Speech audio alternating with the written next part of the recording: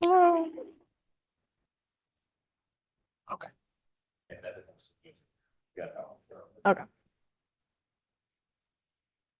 Good afternoon, everyone. How's it going today? Good, awesome. Are you ready for the study talk? Yeah. Yes, we do. I have the distinct pleasure of welcoming you to our Batten Hour this afternoon. We are delighted to have one of our student leaders here this afternoon moderating a discussion with our wonderful panelists. Today, I have the honor of introducing Priscilla Akulo. There you go. It's okay. She is a second-year Master of Public Policy candidate at the Frank Batten School of Leadership and Public Policy here at UVA. Originally from Accra, Ghana, her policy area of interest focuses on voter education, healthcare, and economic development. With a strong commitment to equity and community empowerment, Priscilla is passionate about shaping policies that promote accessibility, inclusion, and sustainable growth. I have the wonderful opportunity to hand the stage over to Priscilla at this time. Thank you.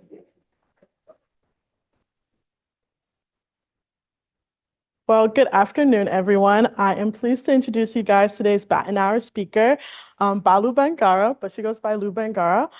She's a dedicated leader in equity and civil rights advocacy with dual degrees in criminal justice. Lu has spent her career advancing social justice and institutional equity. She began her impact-driven work as a civil rights investigator in Tacoma, where she led groundbreaking discrimination investigation. Later, she became Baltimore City's first equity specialist, authoring the city's inaugural equity report. Now, as chief of equity at Fair Practices at the Pratt Free Library, Lu integrates diversity, equity, and inclusion into all aspects of the institution.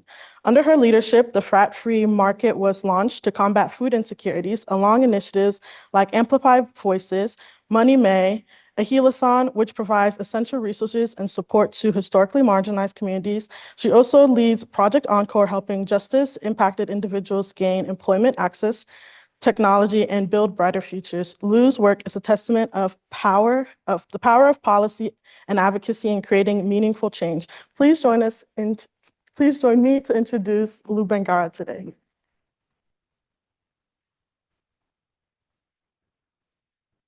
Thank you so much for coming today. No problem. How's everybody doing today? I need more energy. I just came 4 hours to talk to you. Okay, thank you.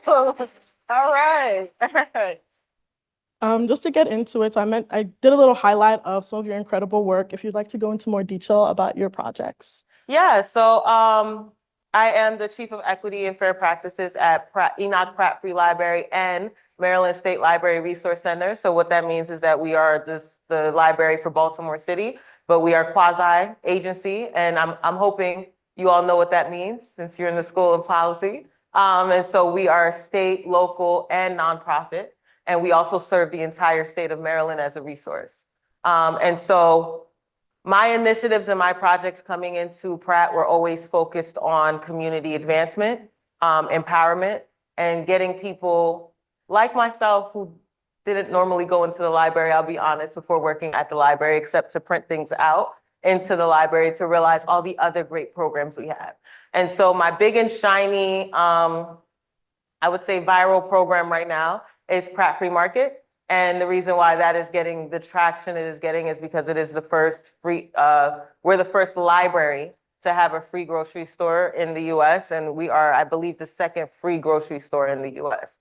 That project stemmed, it was a little baby that grew into a big baby. It started off as an idea for a community refrigerator. But my former CEO is an innovative person. I always say innovation breeds innovation. And so when I brought the idea to her of wanting to do a community refrigerator, she said, that's great. We have this space. And me and her just tried our best to think of how we can make it bigger. And that's how Pratt Free Market came about. And we do that work. That work is made possible because of our policymakers, because of the work that has been done to show the food insecurity in the neighborhood, the amount of people in the city of Baltimore who are just hungry. COVID also showed us that, right? When we had students that couldn't eat because they were no longer getting school lunches. And so we really focus on trying to address food insecurity in the city as a whole. Of course, we're not going to cure world hunger. I would love that, but we're not going to do that. But the impact that we have is undeniable. I also have which is not as popular, but is near and dear to my heart because as you heard Priscilla say, both my degrees are in criminal justice. We have a reentry program. We see libraries making a move towards reentry and restorative justice, and I jumped right on that train as soon as I could. And so our reentry program is pretty robust. We work with the Department of Public Safety, specifically the Women's Institute in Jessup. We interview women while they are still incarcerated and they transition into employment at Pratt. For 6 months, that employment is an apprenticeship. Basically, it's our way of showing the city, we know these women. We've worked with these women because they do have a criminal background, so we will need that background waived. So we work with them privately. They get paid through private funds. That's the perk of working for a quasi agency. So when you all graduate, I would say that you lean towards that. Because the funds are there through private funds. And so that is one aspect. We do workforce development.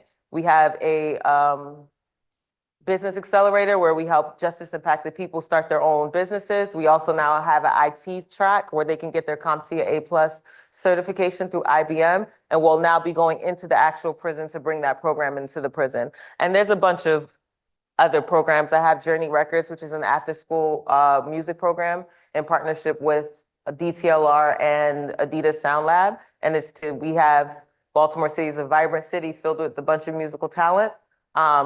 My favorite rapper, Tupac, actually did his first rap at Pratt Library. I'm pretty proud of that. It was a jingle for Pratt way, way, way back in the day. And it was his first time actually performing live. So once I heard that, I actually heard Chance the Rapper say that Chicago Public Library played a large role in his ability to become Chance the Rapper. And I was like, boom, I want to do the same thing. So there's a lot of programs that fall under my belt. Thank you so much for sharing that with us. As a policy school, Batten emphasizes the importance of properly collecting and utilizing data. I know you talked about the equity report with me earlier and then like the hard work that goes into that. How did data collection and policy analysis shape its recommendations, and how can policymakers ensure equity data leads to meaningful and actionable change? Yeah, so I did create the first equity report for Baltimore City in 2020. Proudly, there hasn't been one since for various reasons, transitions in leadership. It was a lot of work. It's a 127-page report. It was not easy to do. There was no extra funding for me to do this report. I actually enlisted in students like yourself, and my payment was credit, right? Like if you help me with this through an internship, I will list you on the report proudly as a co-author. And through that process, I also got to teach them how to collect data, how things should be worded and things like that. But they got author credit on the first and right now only equity report for the city. That was my way of paying them because I did not have any funds to actually pay them. It was a lot of work. We have 40-something city agencies, so I had to collect information from each city agency. Getting them to respond was very difficult, even though the response was required and mandated by the mayor. It was 5% of their job. So most of them didn't feel like they had time to do the report. So I actually didn't make the deadline where the report was due June 30th. It wasn't published until August because of how much work it took to collect the data. And in some instances, it's okay to only have maybe 30%, right? But if I'm doing a report for the entire city, I need all of it. So that took a lot of work, compiling all of that information and putting it together. But the result is that we have an equity report. At least the result for myself is that I can say I did the first equity report for the city. But the city also has something to start from, a baseline. And now it's just the job of I no longer work for the office, which was the Office of Equity and Civil Rights. Now it's just their job to take it a little bit further. Thank you. When we think about institutions driving policy changes in communities, public libraries are often overlooked in policy discussions. How do you see libraries as key agents of policy change, particularly in areas like digital equity, workforce development, and community empowerment? Yeah, so Public libraries are the ones that are able to carry out the actions of policymakers. So an example would be Senator Antonio Hayes and Councilman James Torrance. They advocated strongly for the funding for a new library. Our Pennsylvania Avenue branch is an old branch. It is not ADA accessible, even though we do our best to fulfill the requirements of the law. We are not fully ADA accessible. And so they spearheaded a campaign to fundraise the money that is needed to demolish and build a new library. Those are where your policymakers, that's where your policymakers really come in handy, especially when it comes to funding. If it wasn't for our policymakers, if it wasn't for our lobbyists, Pratt is open 6 days a week. We wouldn't be open 6 days a week if our lobbyists and our policymakers weren't in Annapolis fighting for us to have extended hours and funding for extended hours. So we work hand in hand in that way. Workforce development is, we have the support of several council members. When it comes to trauma-informed care, our now new council president, he was just the regular councilman and now he's the council president, Z. Cohen advocated strongly for trauma-informed care and the funding for trauma-informed care. And Pratt Library was the first library and this was the first agency in the city to really roll out, we piloted the program. And so in order for us to be able to do these programs, in order for us to be able to engage with the community, we need our policymakers to set the stage for that. We need our policymakers to support us in that. That's why we call our policymakers friends of the library. You'll always hear us say that he's a friend of the library. Our mayor, Mayor Brandon Scott, which I'm sure all of you have heard of by now, he is a friend of the library. And so things are able to happen because we have friends of the library. When we see COVID brought about the ARPA funding, is everyone familiar with ARPA funding? So the American Rescue Plan Act provided funding for organizations, government entities to do different things surrounding workforce development, anything that's about advancing the community. We received quite a good amount from ARPA funding. Our policymakers are who advocate for ARPA funding. Because of ARPA funding, we just opened, we just did the ribbon cutting last week on a computer lab in OpenWorks. OpenWorks is a open space where for the community, kind of, you can think of it like a rec center or a different version of a library. But we put computers in there. We provide computer tech classes in that space. That's all made possible through ARPA funding. So in order for us to really impact the community, we need people who are on the front lines advocating for us to be able to do this from a legal perspective. Thank you so much for that. In light of the recent federal actions targeting diversity, equity, and inclusion initiatives, such as President Trump's executive order aimed to dismantling DEI programs with federal agencies and beyond, like there's gonna be like a 4-part question, I'm sorry. How do you foresee these policy shifts impacting your work at Pratt Library and similar institutions? At Pratt Library and similar institutions where I work, well, I work in Baltimore City. And I don't know if you all are aware, but that is a 64% Black city. That is a city that is riddled with opioid addiction. That is a city that is in state of crisis when it comes to homelessness, and the lists go on. It is a city full of excellence. I have to say that. There's a lot of great things, a lot of great food, a lot of great people, and a lot of great businesses in Baltimore. But the dynamics of the city cannot be ignored. We also have a mayor that has been called, and it was meant as an insult, but been called the DEI mayor. So for me, my impact is not what it would be for other people. I'm also in the state of Maryland. Governor Moore has also made a commitment to these actions. So when you say similar to cities that Pratt are in, most of the mayors and our lawmakers that are in cities similar to Baltimore are in support of DEI because DEI just means leveling the playing field, and it's for everyone. It is not for one specific group. That is a common misconception. The misconception that it is for specifically a way to help Black people get ahead is a misconception because that's not even what DEI started for, right? If you know the history of DEI, it started to help white women advance in the world. I have no idea how it turned into the narrative that it is now, but it is meant to help everyone, which means DEI is workforce development. DEI is shelters. DEI is food pantries. There is reentry work. So whether you call it DEI or you call it workforce development, the impact and the issue that is addressing is the same. So I don't see myself having too many issues. We also don't receive federal dollars that helps, besides the ARPA funding, and there hasn't been any talk about that being reduced yet.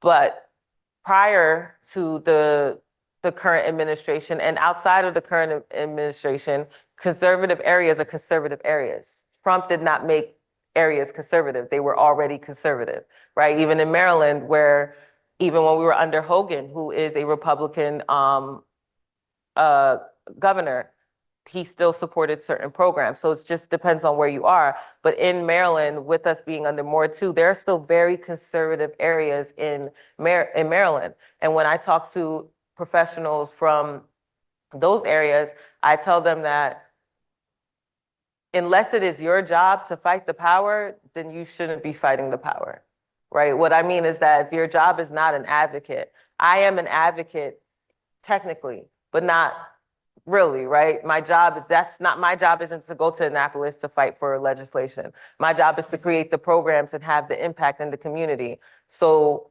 if I know I'm getting a lot of pushback, then maybe what I focus on is, I call it like covert ops, right? So you don't need to call it a DEI program. It is a workforce development program. It's okay to just say that. Like, it's okay to say it's a workforce that what you're working on is the impact. Unless some of you are here, anyone here wants to be a lobbyist. See, so it's not that's their job, right? Your job is to create the program or to create the policy that has the impact. And if you have to reshape that for your audience, then focus on getting the work done and not what it's called. And so that's what I tell people that work in areas that are not like Pratt, that work in more conservative areas like Southern Maryland, right? The focus is the work. Focus on the work and whatever you have to do to impact that group.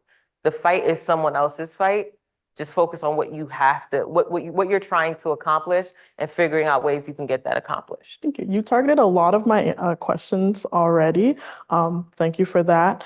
I guess like in the ideas of, for the funding that is taken away from other institutions that do get federal funding, how do you see institutions like Pratt coming in and filling in those gaps? Yeah, so we work a lot with, I don't believe in Pratt doing anything on its own.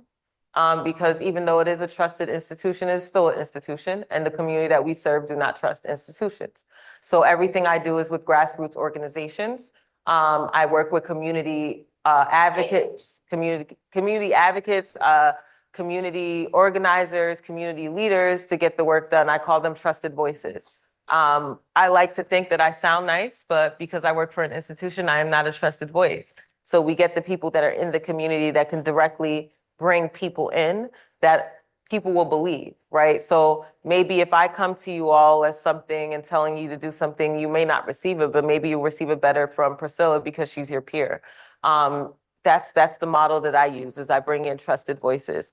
And so if you're in an area or an environment where you're not able to do the work, I say you bring in other people. And so Pratt, we also do that. Like when we talk about banned books, we put out an ad in Calvert County and said, hey, you can come to us for your books. As I was discussing with you earlier, you can access Pratt's resources even if you live in the state of Virginia, no matter where you are. There is a fee for people who don't live in Maryland, but it's only $50 for the year, and you get access to, I'm advertising now, you get access to a whole bunch of resources like Udemy for anyone that wants to get certain certifications. But we try our best to fill in those gaps of where there are need for across the state. That's why we're working with the Department of Corrections to enter into the prison facilities to provide the education that they don't have the funding to do. They do have a Department of Education, but they don't have the funding to do the programs that we're able to use our private funds to be able to do. So now that's a partnership where they're helping us because we get to do the work that we want to do and have the impact that we want to do. And we're helping them because we're paying for it. So that's how we fill those gaps. Thank you so much. Looking ahead, what emerging policy trends do you see as critical for advancing community empowerment and equity? Well, I'm going to say reentry reform because that's where my heart lies. I would also say digital equity, digital literacy. I would say that's very important. COVID really taught us about the digital divide, really showed us the digital divide and how significant that is, especially in underserved and overburdened communities. So I would say that is an area to look at. Of course, food insecurity. That's why I entered food insecurity myself. We're seeing that people are hungry, and you can't expect people to live self-fulfilled lives when they don't know where they're going to eat. As a woman, certain things I don't think of because I'm not in that position, like feminine hygiene products. In the market, we give out free organic feminine hygiene products. But if you have to choose between tomatoes and feminine, it's not cheap, right? I can afford it and I hate having to buy it. But imagine if you have to choose between feeding your family and buying the proper feminine hygiene products. It's not really a choice. You know that you're going to have to find innovative ways to, I don't want to get into too much detail. It's not health class, but you have to find innovative ways. So trying to address that issue, and COVID was bad for a lot of reasons, right? But what I did see and notice out of COVID was an increase in digital literacy focuses and reform, and an increase in food insecurity, and there's food pantries, food giveaways everywhere now. While our model is different and unique, you can still have access to food in ways you weren't really able to have access to food before COVID. So just when you look at all those things and you look at the way things are able to evolve and form, policymakers and those who advocate for policy play a huge role in that. How do we, I guess, mitigate the repetition of, like, again, there's so many food pantries. How do we mitigate that repetition or target problems that need that kind of care now that they can be plentiful? So I also say what's wrong with repetition. I don't know if anyone's ever heard of the I don't know if it's not a metaphor, but the example of there's so much bread in the bread aisle, and bread makers never think, oh, there's already a lot of bread. They just keep making new brands of bread because everyone has their preference, right? So there's so many people in this world that need help. So even if you have to, a lot of people are hungry. One food pantry cannot address the needs of a community, let alone an entire city or a town. So it's okay if there's a lot of food pantries. People will there's people who come to Pratt Free Market and then they go down the street to the church and they get from the church and because they need it. It's free food. That's how they feed their family, is from gathering food from these different resources. So I don't think repetition is bad, but of course I'm always in favor of innovation. And an innovation comes directly from hearing from the community. I think traditional programming and policy making is a top-down approach where you have people at the top telling people what they need and what will make their lives easier. I think if you reverse that and you ask them directly, we didn't just bring the food pantry in, the food market in. Yes, I had the idea, but we did community engagement sessions. We did surveys. We did test trials for 6 months. We did outdoors farmer markets to see, will the people come? And we saw lines around the corner and down the street every single time. Our community engagement sessions were overwhelmingly positive.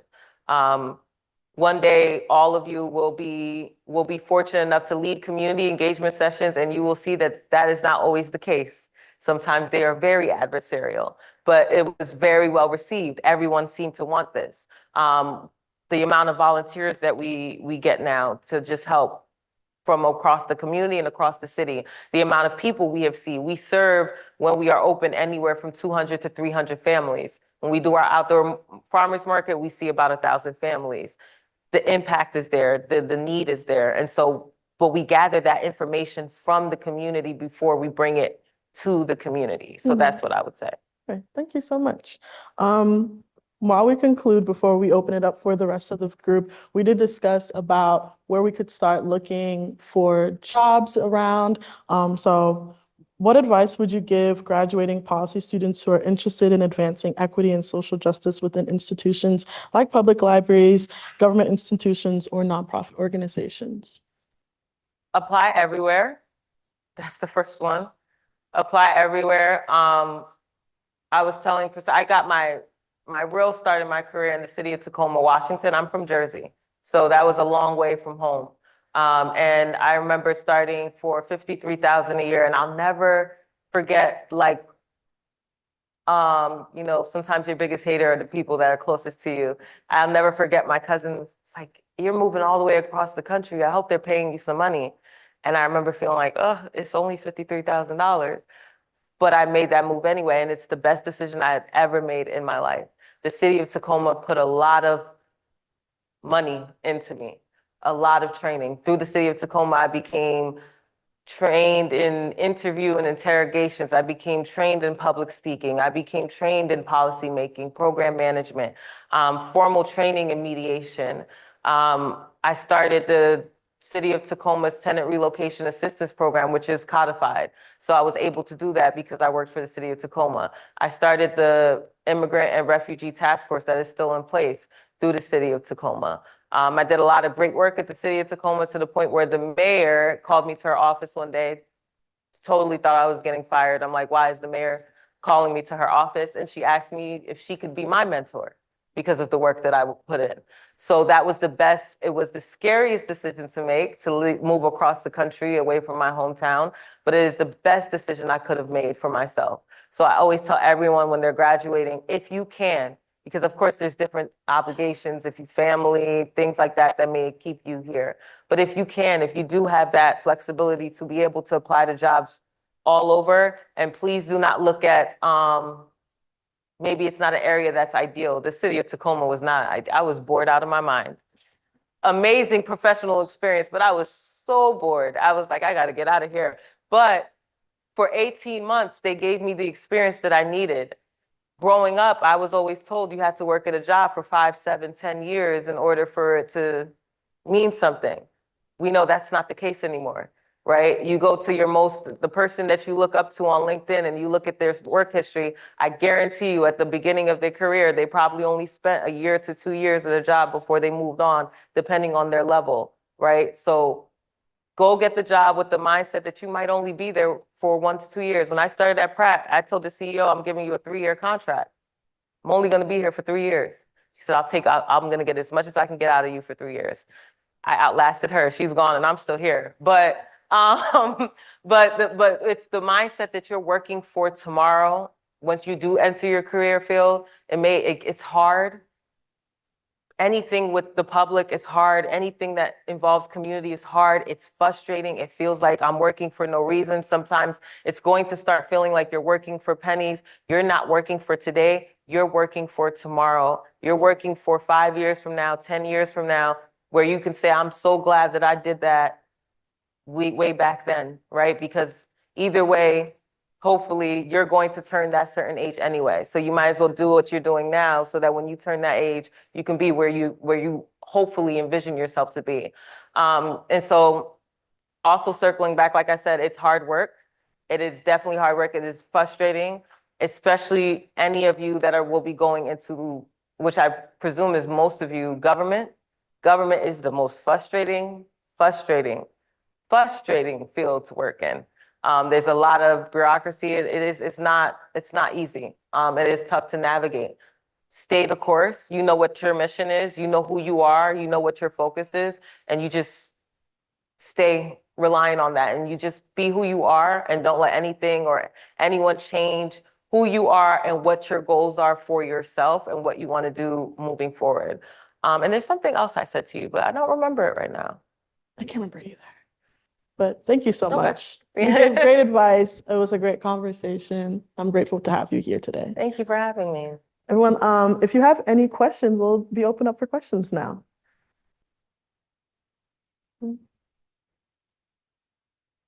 Sarah. I'm Sarah came in the first year. Thank you so much for traveling 4 hours to be here with us. Making everyone inspiring.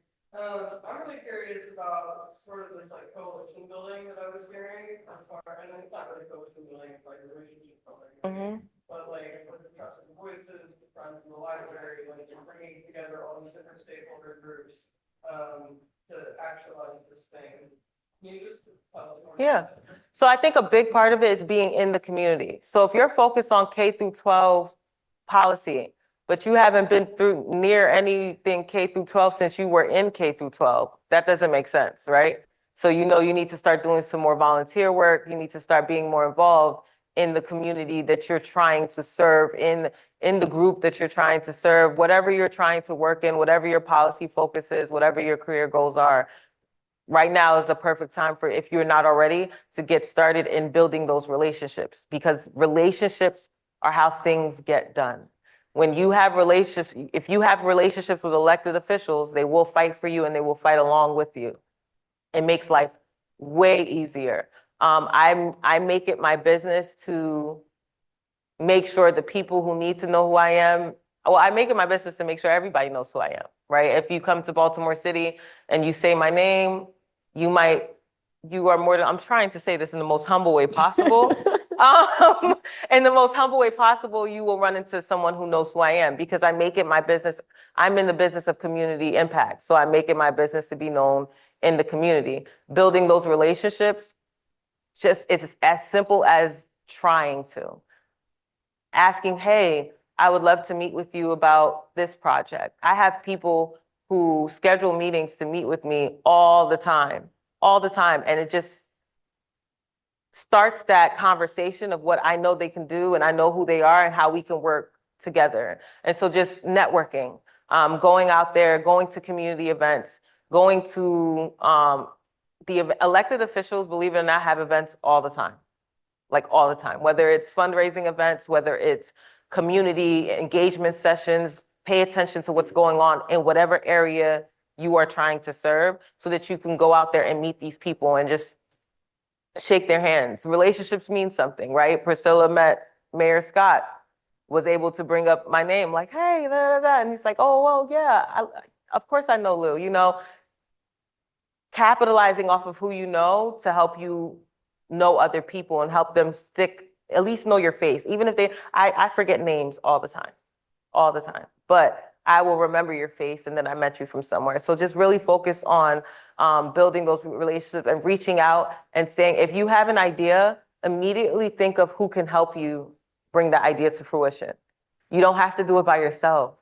Like, you don't have to. In fact, I strongly encourage you to find someone else that is doing the same work that you're trying to do from a different lens, and seeing how you all can add to each other. That's how you start to build your relationship. That's how you start to build your coalition to help support you in whatever you're trying to do. I hope that answered your question. Okay. Anybody else? Yeah. The grocery store, Mhm. these people stuff, like how that would be possible, and also like how is that with the and like and Yeah. Yeah, so my library has the free grocery store. And so it's called Pratt Free Market.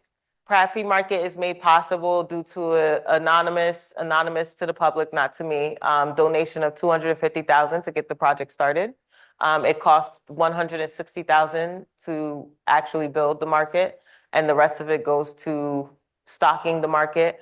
We have the Pratt Free Market, as well as 3 community refrigerators in 3 of our branches. That was made possible due to the anonymous donation. We're also in partnership with Maryland Food Bank, Blessings of Hope Urban Farms, Moon Valley Urban Farms, as well as Leftover Love. They're an organization that goes around collecting bread from different restaurants, and they bring them to the market. And so funding and community support really made that project possible. If it wasn't for the support of our mayor to do this project, honestly, we need the mayor's support to do any of our projects, right? So if it wasn't for the support of the mayor, if it wasn't support from Zeke Cohen at the time, that was his district, there was a lot of permitting obstacles we went through that his office helped us get past quicker. That's where policymakers and people doing the programs go hand in hand, right? If it wasn't for those relationships and those connections in the community to get people to come to our community engagement sessions, to actually go to community associations and present our plans, we wouldn't have been able to make it happen. The market is 95% volunteer ran. I only have one coordinator that runs the office. I have assistants, program assistants that help, but I only have one actual person designated to helping the market. The rest of it is volunteer ran, stocking it, serving it the day of, is from the community. So really getting that buy-in from the community is what really made it possible. We received that $250,000 donation from an idea. We had nothing, not even a rendering, just, hey, this is what I want to do. And the donor said, I think this is going to be amazing. I want to make sure it happens, and gave the money, and we would not have been able to make it happen without them. Whole Foods also, I always make sure I give Whole Foods a shout out because they did give us $2,500, and people often say like, oh, that's it? They gave us $2,500 with no plans. Literally, I reached out to Whole Foods and said, this is what I want to do. Hey, okay, well, we'll put $2,500. They had no idea what that even meant, right? They're thinking a pantry, so that's what they gave us. And so that's, while many people look at it like that's not that much, the actual support means more to me than the actual amount that they gave. Because of that support, we're now in talks with Safeway, which would be a major partnership for the market. And so everything is made possible because the community wants it. Life is a lot easier when the community wants what you're trying to do. Thank you. Hi, I'm London. I'm a first-year MPP student here. I was interested, so from the initial 250 donation, you had 90,000 left to stock the shelves. For future like financial viability, how long do you see that lasting? Do you expect a consistent source of funding? And I know you talked to earlier, just like focusing on the actual work you're doing versus going out and lobbying. And obviously you have a good relationship with the mayor, but how do you balance the expectation and financial sustainability of the program and like moving forward and knowing that you're going to have to get those funds reimbursed at some point, and then also focusing on the work you're doing? Like, you know, how do you balance the two aspects? So that's a great question, because the most frustrating part of every program that I have is funding. Every year I stress about funding. So it's never, there's no, and when you do things like programs like the ones that I'm doing, and when you work in government, there's no such thing as guarantee funding. Like so even if you get funding for 5 years, it can be cut at any time when you work in government. So funding is something that I stress about every fiscal year. Right now we're in budget season. You're traumatizing me because you're asking during budget season. Sorry. No, it's okay. But we're in budget season. And so when you have big and shiny programs like Pratt Free Market, it is easier. Pratt Free Market has gone viral on several platforms. I mean, I posted it on my page and got 7,000 likes. It's easier to fundraise for programs like that because they are big and shiny. Programs that are not as big and shiny, such as my reentry program, that's not getting as much, public attention, that is harder. And so there is an aspect of lobbying involved, as in I have to convince people that this program is one that should stick around for the next year. So every year, throughout the entire year, I'm thinking of how to measure what we're doing. And that's not just through door tickers and data, that's also through pictures, right? Visually being able to see, hey, we have a line around the corner and down the street. That can do more than actual numbers when we're doing pictures. Every time I present to my board, I'm trying my best to show the impact so that they can keep providing the funding. Funding is not within my control per se, but I'm always fighting for it. Every time I speak, it's like I have an elevator pitch for my programs. I've been asked to speak on several platforms. I never speak only about whatever they're asking me to speak about. So if they come, they ask me to speak on Pratt Free Market, I throw in Journey Records, I throw in reentry, I throw in the other programs as well, so that people know it's there, so that they want to donate. And that's how we've been able to get donations. It's just through continuously speaking. So in a way, I do advocate for my programs as far as funding. I just don't advocate as far as policies and laws. We have a lobbyist for that. But as far as funding, I do advocate for my programs to continuously be funding, but it is funded. It is something that I stress about. Sometimes it keeps me up at night. That's when I say this, it's not easy, because you could want to do a million things. Without the funding to do that, it's very, very difficult. And there are ways to go around it when you don't have the funding. Sometimes partnering with a community organization that is doing what you want to do is a good way to share resources. But sometimes those community organizations also don't have the funding. They're looking to, especially if you work for an institution, they're looking to you for the funding. And so just having to think of new and innovative ways to get the word out and get attention. Grants, of course, applying to grants. One of the best things I did in grad school was taking a grant writing class. So if that's available to you all, I would recommend that you take it because that gave me the baseline that I needed to start applying for grants. Now, you know, I'm the chief, I don't apply to grants anymore. But before I had staff, even as the chief, right, because I had to build my department from scratch. So I did have to apply to grants, and having that ability and that knowledge of how to apply to grants, how to write a grant, how to make my program appealing to get the funding was very helpful in getting those initial dollars from Whole Foods, those initial dollars from Maryland Food Bank. And so we're right now, fingers crossed, hopefully we'll get a grant that will set us up for at least the next 5 or 6 years. But if not, we just keep trying, keep burning the midnight oil and keep trying to figure out a way to keep the programs. There's no science to it. You just look for funding sources wherever you can, and you stress about it, and you get over it, and you get the work done. I appreciate that, and fingers crossed for the I'm grant. sorry, I feel like it wasn't encouraging enough. I'm sorry, I told you caught me at a bad time. But that's the truth of the matter, yeah. No, thank you for your honesty. I appreciate it. No problem.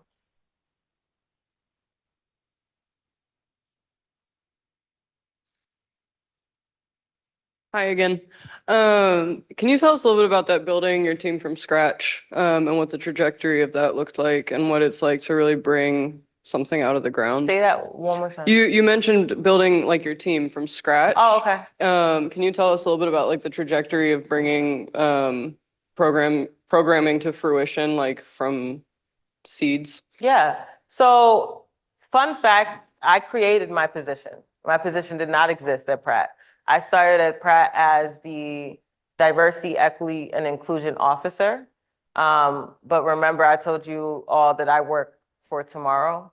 I went and got, during COVID, I want to say, I think 15 certifications in various, about 10 of them in ADA. My field is equity and EEO, equal employment opportunity. The boring part of my job that I don't talk about as much is that I do employment investigations. That's how I started in this field. And so I spent the time making sure that I had as much as I need, because age is also, that's something I should have brought up that's hard. How many of you are in your 20s? Okay. Age definitely works against you. Because it is hard to be taken seriously when you are in your 20s trying to have a serious job. And it is hard when you are trying to elevate upwards. I always say when I turned 30, it was like a relief. I finally got taken seriously I'm 34. When I finally turned 30, that helped. And so I spent a lot of time trying to be undeniably knowledgeable.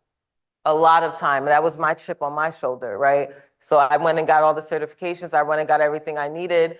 And I used that when I came into Pratt as a reason to, one, the certifications that I had that other people didn't have. I used that to negotiate my salary. Don't forget that when you can do it, to negotiate my salary. But then I also used my innovation and my program creation to keep creating and adding to my job. And then I got to a certain point where I'm like, I need more. That's when I turned into the director of equity and fair practices. Kept creating, kept making myself invaluable, and then got promoted again to chief. So in 3 years, I got, 2 promotions? Yeah. In 3 years, I got 2 promotions because of the work that I do. In those promotions and creating those programs, they have to give me staff now to run those programs. If you want to get into reentry, you want to fight food insecurity, you want after school programs, you want all of the great ideas that I'm bringing, I can't do it by myself. So that's like, I mentioned before, I'm really into covert ops. So that was my way. I knew my plan. That was always my plan, was to elevate myself. That should always be your plan, and you should never feel bad for wanting to elevate yourself. I knew that when I created these programs, they were going to have to give me staff, which creates an elevation for me because now I'm in a management position. I have to manage the staff. And I slowly started introducing different parts. My office has DEI, EEO, and accessibility and compliance. I had EEO was added. I didn't come into the place doing EEO, but for the city of Tacoma, I was the only employment investigator for the entire city. For the city of Baltimore, before I became equity specialist, I was the lead investigator. I closed more cases than any investigator that they've had to date. They still use some of my documents, my settlement agreements, and I also still to this day negotiate the highest settlement agreement that the Human Rights Commission has ever done, right? So it only makes sense for me to also do the EEO work for Enoch Pratt Free Library. I mentioned I have 15 certifications in ADA. It only makes sense for accessibility and compliance to roll under me. I write proposals for everything. There's nothing that I want to do that there's not a proposal for it, because I know that leaders need to see what you're trying to do. And also, when you do get into, if you're not already into the workforce, knowing your leaders help. I know that my CEO wants to see how much it's going to cost and who it's going to impact. I know my board wants to see how much it's going to cost and how big and shiny it's going to be. I know my staff wants to see how much work is this? How much time is this going to take? And am I getting paid more for this? I know what each level, and I have a proposal for everyone. I have proposals for every single thing. Even when I want to add something to an already existing program, I create a proposal for it. Those proposals make it easier for me to outline how my job has grown and how my department needs to grow and what the needs of my agents, the agency needs are and how my department can help fit that. So I grew from a department of 1 to now we are a department of 7 by just keeping my office on the forefront and creating new programs, creating new initiatives, and figuring out new needs. Making yourself invaluable means figuring out the needs of an organization and how you can address that need. And if you can keep doing that, you will keep going higher. It's they won't want to lose you. In fact, they'll do as much as they can to keep you. Hi, I'm Essence Ellis. I'm the Registrar and Academic Operations Manager here at Batten. Thank you so much for being here. This has been so fruitful, so lovely to hear from you.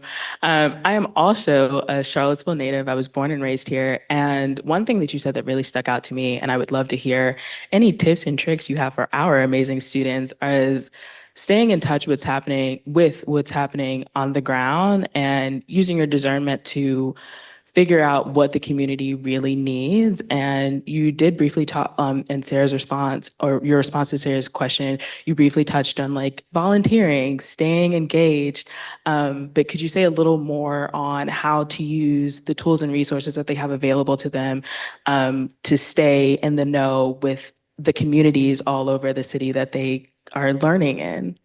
Well, that's easy. Social media. That's easy. We're in the day and age where it is not hard. Social media. And when I say social media, I mean, it's TikTok, it's Instagram, it's Facebook, it's Pinterest. There's so many things that you may not even think of to look at as a resource. I've found out organizations in the city from Reddit because I Googled and Reddit had someone took it upon themselves to write a list of community organizations addressing reentry. As someone who is not from Baltimore, like I said, I'm from Jersey. As Jersey made me, Baltimore adopted me.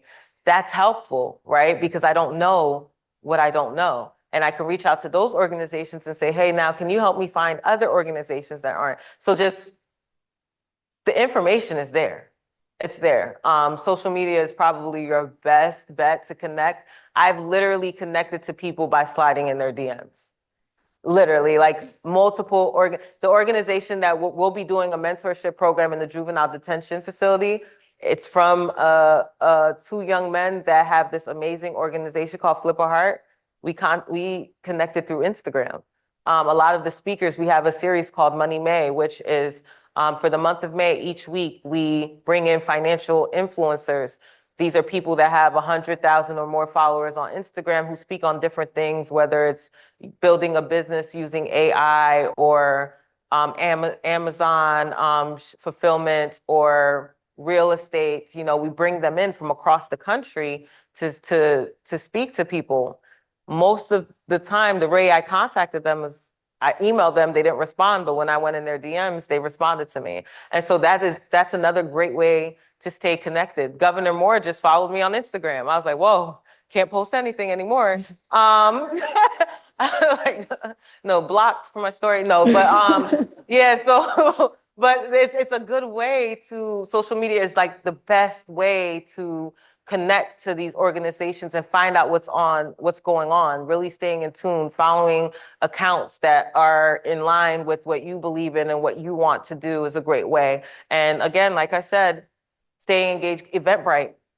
People do not utilize Eventbrite enough for me, because Eventbrite is how you can find so many like events around that you just were like, oh, I didn't know that this was here. Like, I didn't know that this existed. Eventbrite is a great resource for that too, to connect with new people. The app Meetup. I don't use Meetup as much anymore, but I used to, when I first moved to the city, I used to use Meetup a lot and go to different groups for young Black professionals, young female professionals, there's a lot of young professional groups. But I used to actually actively go to all of these group meetings, community association meetings, you know, going to your community associations and knowing that's how you'll know who the leaders are, because the leaders in the community almost always go to community association meetings. In fact, usually the only people that go to community association meetings are people who care a lot about the community. That's where you'll find those boots on the ground people at your local community association meeting, or maybe go to several. Just because you don't live in that community doesn't mean you can't go to the session and learn what different communities care about. It helps you. Connecting to other students at other schools, connecting to other organizations in other areas.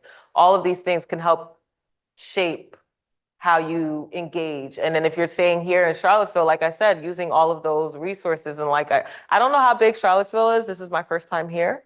But I'm going to assume it's more than just a school, right? Yeah. Okay. So, you know, sometimes the college towns, it's just the college and nothing else. That's how I started in Hampton, and that's basically, it was just Hampton and nothing else. But I'm sure there's a lot of resources in the community. You just have to do the actual legwork to learn as much as you can. And people are always looking for people who are doing things for free. Like, that's my motto, is if it's free, it's for me. So there's a lot of people like me out there. People are always looking for someone who is willing to come in and do some work for free. You get the experience and they get the work. I think, oh, one more question, yeah. Hi, my name is Kalista, Batten hopeful. And thank you, of course, for coming and chatting. And I mean, the work you're talking about isn't even community engagement, it's community embeddedness, and it's wonderful to hear. And I'm just so curious to hear, I mean, we can see from the work you do, we can see how you light up when you talk about it, but I'd just like to hear more, maybe even a story of what has your heart in Baltimore, what keeps you embedded there and whatnot.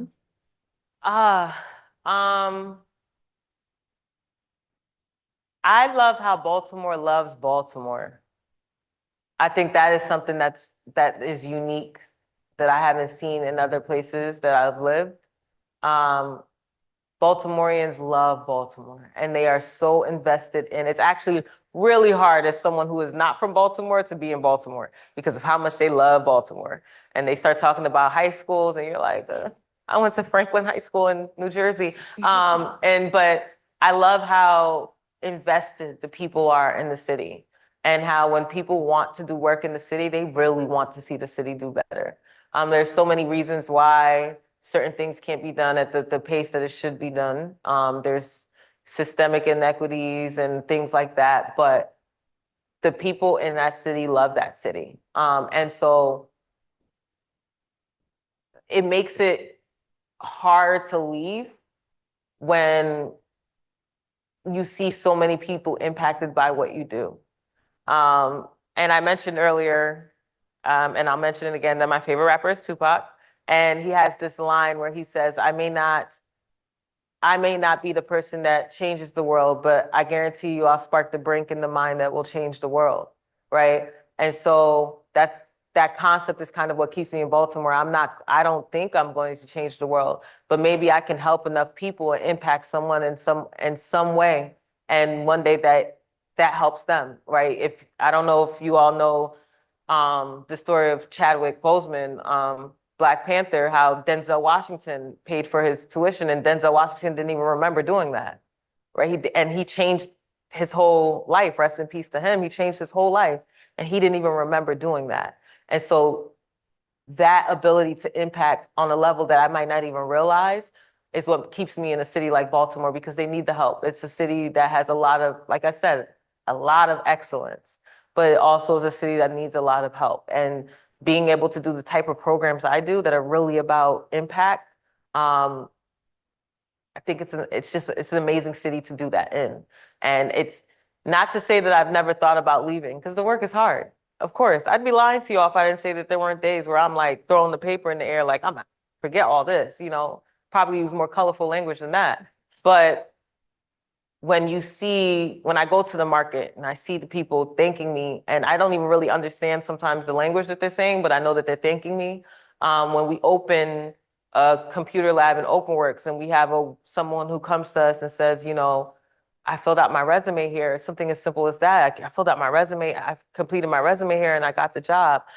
We have a program called Compassion Clothing Project, which is part of my reentry program, because we noticed that the women we were bringing into the program, they spent 14 years in prison. They don't have clothes, right? And so we started Compassion Clothing Closet, which is a pop-up thrift store every second Thursday of the month, where we have very great quality clothes coming from all over the city. I mean, we've gotten so much support.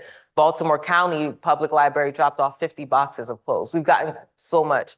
But we see them coming in to get clothes. And when I see one of the guys say, when I say to him, don't you want to take that off? And he says, no, I'm going to an interview right now, right? That's the things that make it worth it. Knowing that when I was in the city of Tacoma, I came to Baltimore because I didn't feel like I was making the impact. Great city, very progressive, but I think they're a little bit more progressive than the actual need that they have. And I just needed something. Everyone makes fun of me. I went as drastic as possible. I went to Baltimore City. But I wanted to have that impact. And that's with all the struggles, with all the frustrations, that's what keeps me there. And also the fact that it's a city that I feel safe in saying that we will always try to do our best to make lives better for people in every way that we can. And no matter who the leader is, that's the impression I've always gotten from every leader in the city, flaws and all. And so that's really what just impact, the ability to continue to impact those who need my help. Thank you so much. I want to thank all of you for coming here to hear this conversation. And I really want to thank you so, so, so much for coming to join us today. Thank you all for your wonderful questions. And I think we're going to wrap it up now. Thank you. Anything else to say? Oh, I do have one ask. I would love to take a selfie with all of you guys. Can I do that? Okay.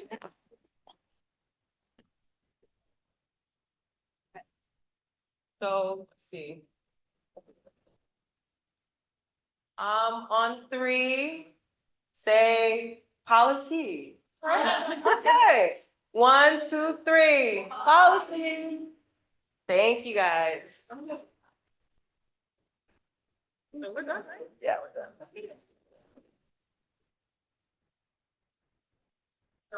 How's that? It was really good. You're amazing.